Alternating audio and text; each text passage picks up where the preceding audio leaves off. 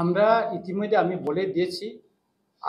আজ সকালেও 10টার দিকে আমি মহারাজের সঙ্গে কথা বলেছি। আমরা রেডি আছি সরকার থেকে। কারণ কেন আমরা সরকার থেকে নেমে যাব বা আমাদের সমর্থন প্রত্যাহার করব, এটা মোটামুটি আমরা রেডি হয়ে গেছে। এবং আমাদের মাননীয় যে এমপি টিটি সিং দেবী, উনিও সমর্থন মানে বিজেপি থেকে রিজাইন দেওয়ার জন্য উনি তৈরি হয়ে গেছে। আমরা মোটামুটি রেডি এবং সম্ভবত যদি আমাদের হয়, এই জুলাইয়ের 20 তারিখের ভিতরে হয়তো দিল্লিতে উচ্চ পর্যায়ে আমাদের একটা মিটিং হওয়ার সম্ভাবনা বেশি আছে। আর মহারাজের সঙ্গে আমি 9 তারিখে দিল্লি চলে যাচ্ছি। তারপরে 1 বছর এখানে সরকারের সঙ্গে আমাদের ত্রিপাক্ষিক চুক্তির পরে আমরা করেছি, কথা বলেছি, অনেকবার মিটিং হয়েছে, জয়েন্ট ওয়ার্কিং গ্রুপের মিটিং আমি নিজেও গিয়েছি। করছে না, কিছুই হচ্ছে না।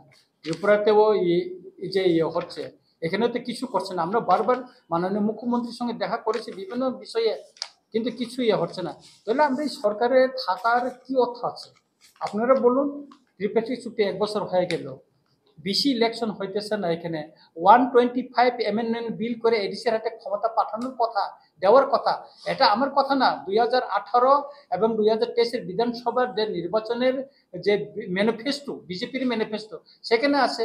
সেটা আজকে সংসদে তুলে তার বিল পাস করছেন। এটা শুধু ত্রিপুরার জন্য না, 125 অ্যামেন্ডমেন্ট বিলটা 10টা এডিসি, ওইটা উত্তর পূর্বাঞ্চলে 10টা এডিসির জন্য। ওটা করছে না। তাইলে আমাদের যে কাউন্সিলে 2টা আছে, ভ্যাকেন্সি আছে, এটা বাই ইলেকশন হচ্ছে না। তাহলে এই সরকারের অধীনে থাকা বা তাদেরকে সমর্থন করা আমাদের আর কি প্রয়োজন আছে? আমরা সেই জন্য আমরা লাস্ট মাননীয় স্বরাষ্ট্রমন্ত্রীর সঙ্গে আমরা দেখা করব। কারণ যেহেতু আমাদের অ্যালায়েন্সটা, আমাদের দিল্লির সঙ্গে হয়েছে, সেখানে আমরা কথা বলবো। তারপরে আমরা মোটামুটি সমর্থন প্রত্যাহার করার দিকে আমরা মোটামুটি তৈরি হয়ে নিচ্ছি। আমাদের সবাই 13 জন আমাদের এমএলএ মিনিস্টার আমরা রেডি আছি এবং আমাদের এমপিও রেডি আছে। আমরা লাস্ট দেখা করব, তারপরে আপনারা জানবেন যে আমরা কোথায় যাই।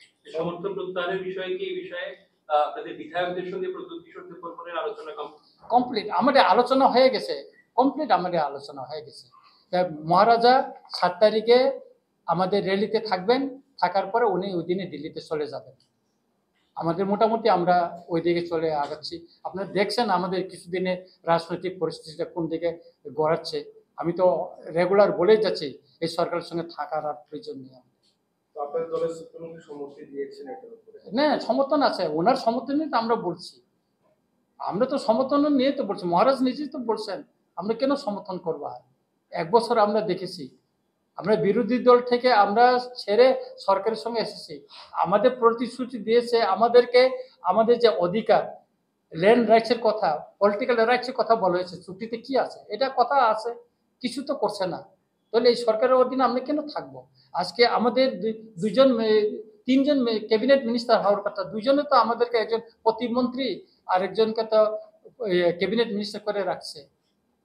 শপথ গ্রহণ অনুষ্ঠানে কি এজন্য জানেন আপনারা? না, শপথ গ্রহণে বিভিন্ন মিনিস্টার বা ওনার বিভিন্ন এসেছিল, কিন্তু শপথ গ্রহণের যে মিনিস্টারকে সম্প্রসারণ যে করা হচ্ছে, সেটা যদি আপনার সবার সঙ্গে আলোচনা করে যদি করতো, তাহলে সবাই সন্তুষ্ট হইতো। কিন্তু আমরা একটা সরকারি শরিক দল হিসেবে আমাদের সঙ্গে তো আলোচনা করেন। আমাদের মাননীয় মুখ্যমন্ত্রীকে দিয়ে রাত্রে, ওয়েস্ট ডিস্ট্রিক্টের ডিএম রাত্রে ওনাকে হোয়াটসঅ্যাপে মেসেজ পাঠিয়েছে 9:30-র দিকে। আমি মহারাজের সঙ্গে 9:30-র সময় কথা বলেছি, তখনও উনি জানতে পারেন যে ত্রিপুরায় মন্ত্রিসভা সম্প্রসারণ হচ্ছে। আমি বললাম আমাকে কার্ড দিয়েছে যে এরকম এরকম, বা আমি তো এখনো জানতে পারিনি বলছি। যেহেতু আপনারা বহুদিন ধরে